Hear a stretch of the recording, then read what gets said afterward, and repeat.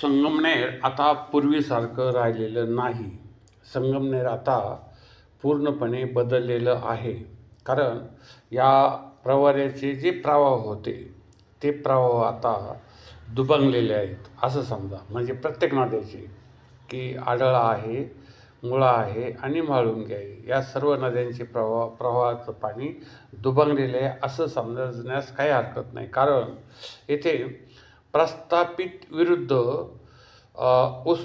विस्थापित असा हा जो सामना चाललेला आहे, तर तो अतिशय महत्त्वाचा आहे. आणि जनता मात्र पूर्णपणे अद्यापही पूर्वीच्याच पद्धतीने आपलं भाग करण्यासाठी तत्पर आहे.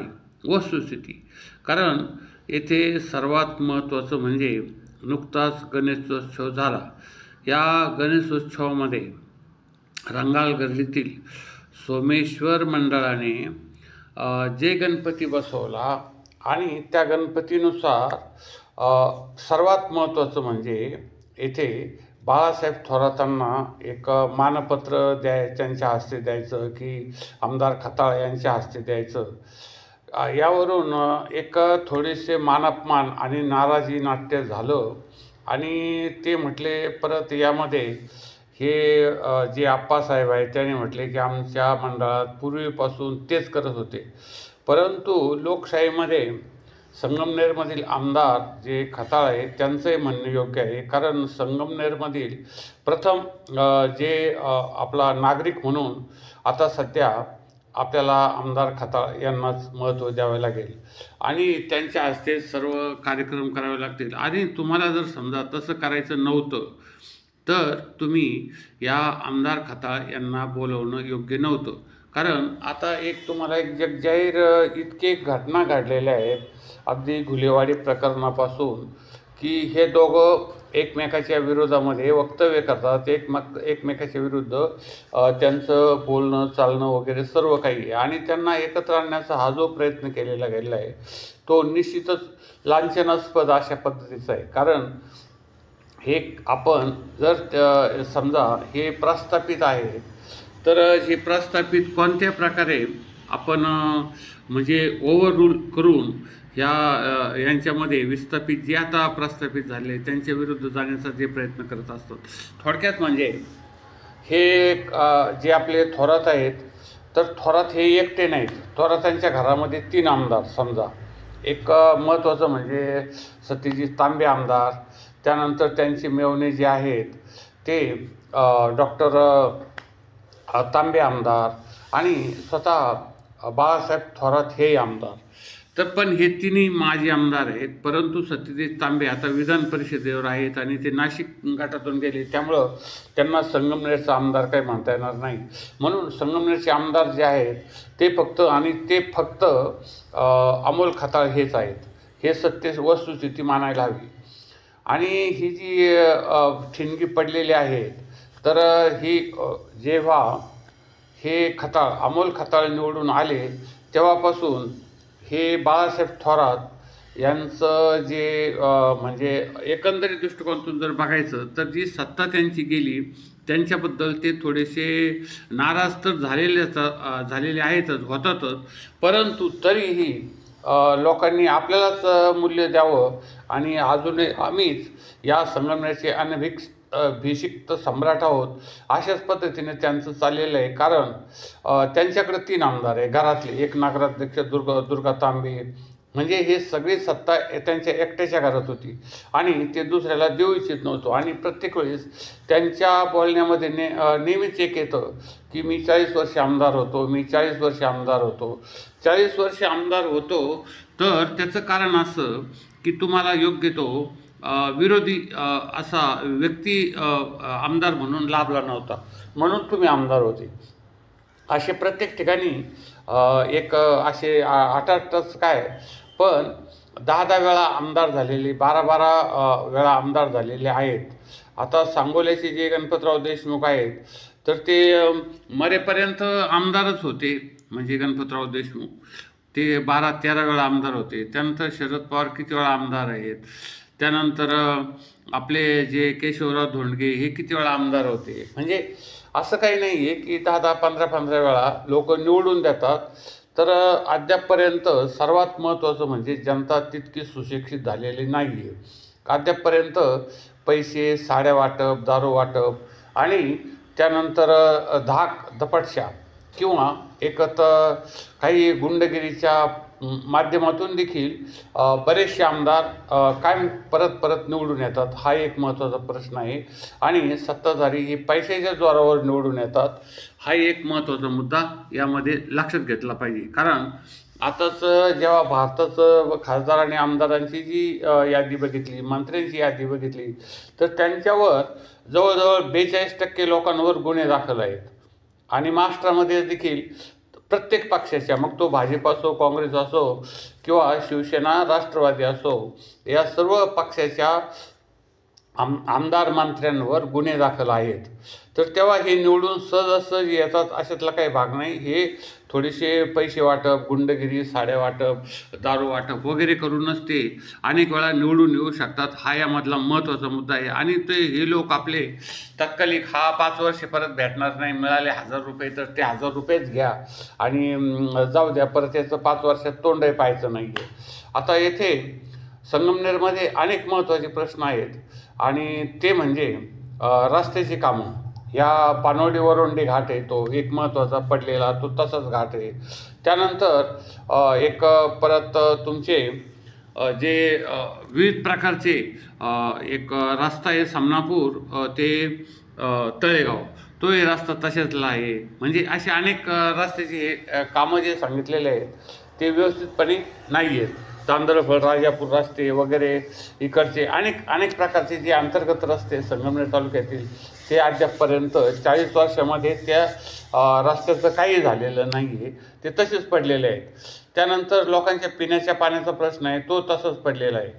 आणि येथे मात्र एकमेकाची उणीधुणी काढून हा आमदार स्वतः प्रस्थापित होतोय आणि दुसऱ्या आमदाराला प्रस्थापित होऊ देत नाही. हा एक महत्त्वाचा मुद्दा येथे आलेला आहे. तर हिवरगाव पावसा हे तमाशाचे दृष्टिकोनातून सर्वात म्हणजे महाराष्ट्रामध्ये गाजलेलं गाव आहे ना पावळा. तर ह्या पावळेचा येथे आता कीर्तन केलं आणि त्या कीर्तनामध्ये एकनाथ महाराजांनी सगळं पाण्याच्या प्रश्नामध्ये किंवा इतर याच्यामध्ये बरेचसे काही राजकीय गोष्टी आमदार खताळ्याच्या बाजूने बोलून दाखवल्या की यांनी असं केलं, त्यांनी तसं केलं वगैरे वगैरे. तर त्यानंतर एक अमोल खताळ आमदार यांनी पण त्याच यामध्ये सांगितलं की मध्यंतरी मी शेवटच्या टप्प्यामध्ये जर आलो असतो तर घुलेवाडीचं काही एक जे कीर्तन आहे महाराजांचं, तर ह्या भंडारे महाराजांचं जे कीर्तन होतं त्या कीर्तनामध्ये तसा राडा झाला नसता. आणि शेवटी एक महत्त्वाचं त्यांनी सांगितलं की आता परत आम्ही ह्या घुलेवाडीला नवीन कीर्तन करणारच आहोत आणि हे पण संग्राम महाराज भंडारे यांचंच करणार. आणि एक म्हणजे त्यांनी अशा पद्धतीने एक तो प्रकार सांगितलेला आहे, बघू कोण काय करतं ते. म्हणजे हा जो प्रकार आहेत हे सर्वात महत्त्वाचं म्हणजे हे दोन्ही आमदार विस्थापित समजा हे खताळ असोत किंवा हे थोरात असोत, हे नुसते मिरवायलाच पुढं आहेत का? यांना दुसरे प्रश्न नाही का? यांना एक रस्त्याचा प्रश्न समजत नाही का? पाण्याचा प्रश्न समजत नाही का? गावोगाव जाणार कीर्तनाला काय जाता तुम्ही? किंवा एकंदरीत देणग्या देण्याचा प्रकार हे मंदिरांनाच देणग्या देतात. त्या मंदिरांना देणग्या देण्याऐवजी तुम्ही एक रस्त्याची कामं करा ना भरपूर. त्या पानवडीच्या तिथं एक अहिल्याबाईची एक बारव होती घाटाखाली, तर ती शेतकऱ्यांनी गायब केली. त्या संदर्भामध्ये चौकशी करा.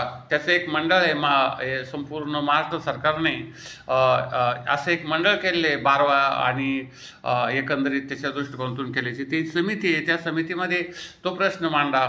त्यानंतर अकोले तालुक्यामध्ये राजूर किंवा कोतुळ वगैरे भागामध्ये संपूर्ण केवळ आपलेच कार्यकर्ते निर्माण करायचे आणि जे विकास कामं म्हणतो आपण त्यांना, तर ते विकास कामं करण्यासाठी देखील प्रयत्नशील राहा, असाच एक महत्त्वाचा मुद्दा आहे. आणि दुसरी गोष्ट की एक यामध्ये एक सर्वात महत्त्वाची गोष्ट की भास्कर म्हणून आपले जे पी आहेत खताळांचे, त्यांच्यावर गुन्हा दाखल झालेला आहे. तर आणि तसंच हे आपले जे आमदार आहेत खताळ यांच्यावर झालेल्या हल्ल्याच्या प्रश्नामध्ये तेवढाच वेगळा प्रकार झालेला आहे. आणि जो आरोपी आहे तो आता सध्या आहे तिथं, परंतु तो त्यांचा मित्रच आहे. तर आता हे खताळ हे करतात हे योग्य आहे असं आपल्याला म्हणायला पाहिजे, कारण त्यांना एक फार मोठ्या प्रस्थापित शक्तीला विरोध करायचा आहे. आणि लोक सहजासहजी साधारण गावातला पाटील जरी असला त्याची पाटीलकी केली तरी तो दुसऱ्याला काय तिथं त्या पाटीलकी म्हणून राहू देत नाही, असा एक प्रकार असतो. तर आता हा जो मुद्दा महत्त्वाचा आहे, तर हे आजही जरी बघितलं तरी हे थोडा समजा लोकांनी त्यांना नाकारलेलं आहे, तर त्यांनी स्वतःहून आपलं घरी बसून लोकांचं मनोगत आपलं हे करायचं आणि शांतपणे कामं करायचं. परंतु त्यांची जी 40 वर्षात मिरवण्याची हौस आहे, फक्त मिरवण्याची हौस, ते काय गावोगावी गेलेले नाहीत आणि कुठल्या एखाद्या डोंगर भागामध्ये गेले नाही, पठार भागामध्ये गेले नाहीत किंवा पाणी प्रश्नाच्या संदर्भामध्ये गेले नाहीत. लोकांचा पाण्याचा प्रश्न आहे, लोकांचे त्यानंतर घराचे प्रश्न आहे किंवा सार्वजनिक क्षेत्रातील विविध शेतकऱ्यांचे प्रश्न आहेत, याच्या संदर्भामध्ये गावोगाव बैठका त्यांनी 40 वर्षामध्ये घेतल्याचं काय ऐकिवात नाही आहे. किंवा फार मोठं काही एक त्यांनी कार्य केले संगमनेरमध्ये अशातला काही भाग नाही आहे. कारण त्यांचे वडील जे भाऊसाहेब थोरात होते त्यांनीच केलेल्या कार्यावर हे आयतं बसून पुढं त्यांचं ते सुख उपभोगीत आहेत. हा एक महत्त्वाचा त्यामध्ये मुद्दा आहे. त्यामुळं हे खताळ जे कामं करतात ते कदाचित लोकांना जरी पटत नसले तरीही ते चांगले आहेत असं म्हणायला पाहिजे. आणि परत ह्या थोरातांची जी आकांक्षा आहेत की परत आमच्याच घरातला एखादा कोणतरी परत जिल्हा परिषदला, परत आमदारकीला कोणतरी निवडून यावं अशी त्यांची इच्छा निर्माण झालेली आहे. आता त्यामध्ये सत्यता किती येते आणि ह्या खताळाचं कार्य कशा पद्धतीने चालतं त्यावर हा पुढील भाग आगमन होणार आहे. आमचं हे ATM न्यूज वर्ल्ड चॅनल संपूर्ण महाराष्ट्रात लाखोच्या संख्येने लोक बघत असतात. आपण या चॅनलला जास्तीत जास्त शेअर, लाईक, सबस्क्राईब करा. आणि या चॅनलच्या माध्यमातून आम्ही आपणाला एक सर्वसामान्य निवडणुकांची किंवा एकंदरीत सर्वसामान्य लोकांच्या तक्रारीची माहिती देत असतो, ती आपण माहीत करून घ्या. आपण या चॅनलला जास्तीत जास्त शेअर, लाईक, सबस्क्राईब करा आणि कॉमेंटही करा. धन्यवाद.